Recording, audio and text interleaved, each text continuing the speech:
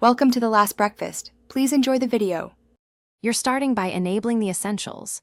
Open settings and give Gboard microphone permission so the app can capture audio. Once done, make sure Gboard is your default keyboard. Without that, the mic toggle won't appear.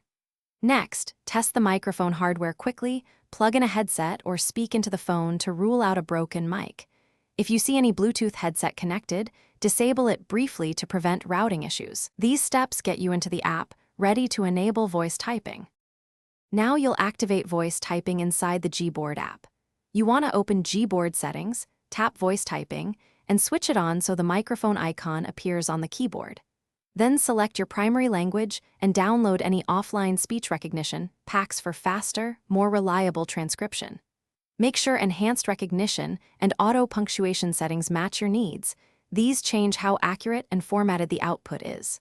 Once configured, return to any text field and tap the mic icon to start dictating.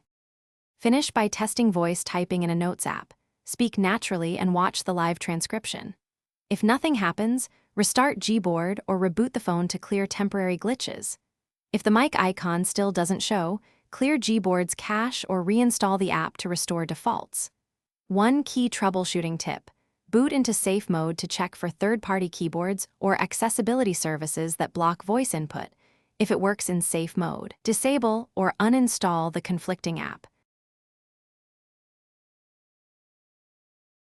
Thanks for watching. If this was helpful, leave a like and consider subscribing. See you next time.